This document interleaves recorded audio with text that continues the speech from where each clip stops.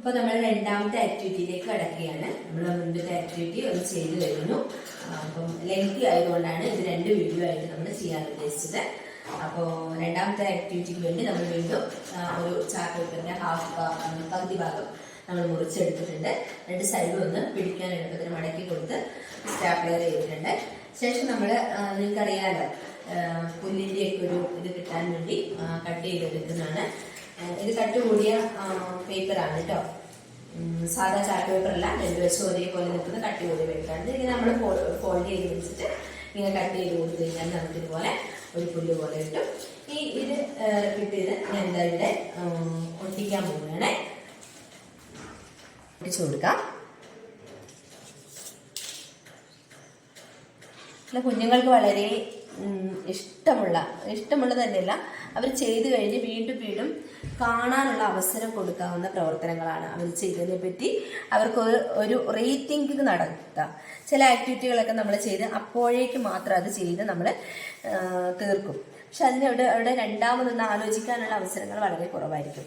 പക്ഷെ ഇത് നമുക്ക് ഇങ്ങനെ പ്രദർശിപ്പിക്കുമ്പോൾ അവർക്ക് വീണ്ടും കാണാനുള്ള അവസരങ്ങളും കാര്യങ്ങളും ഒക്കെ കിട്ടുന്ന വിധത്തിലാണ്. ഇനി ഞാൻ കുറച്ച് ഇതേ പേപ്പർ തന്നെ വീണ്ടും കുറച്ചുകൂടി കട്ട് ചെയ്ത് വെച്ചിട്ടുണ്ട്. ഇതും കൂടി നമുക്കൊന്ന് ഇതിൻ്റെ ഇടയിലൂടെ ഒന്ന് ഒട്ടിച്ചു കൊടുക്കാം.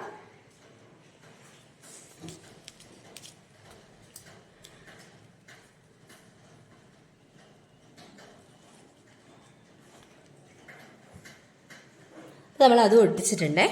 ഇനി നമ്മൾ ചെയ്യാൻ പോകുന്നത് മുൻപത്തെ പോലെ തന്നെയാണ്.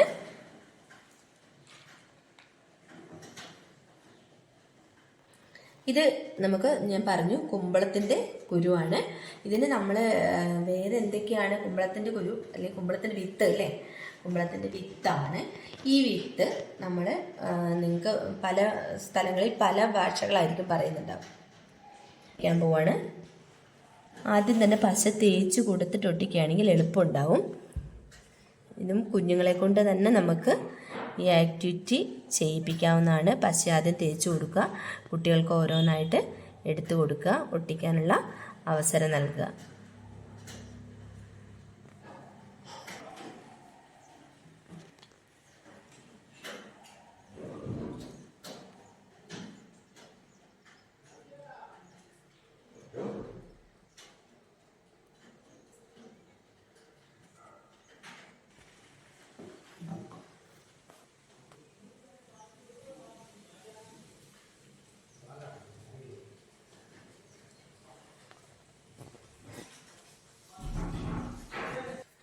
നമ്മൾ ഇതെല്ലാം ഒട്ടിച്ച് കഴിഞ്ഞിരിക്കുകയാണ്.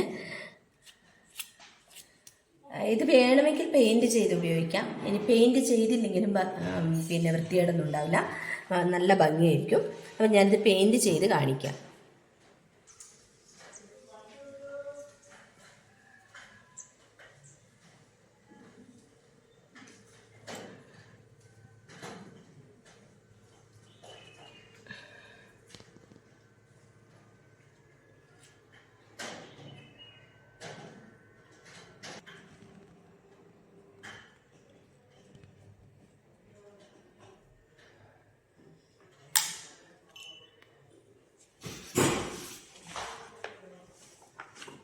അപ്പോൾ ഇതാണ് ഇപ്പോൾ നമ്മൾ തയ്യാറാക്കിയിട്ടുള്ളത്.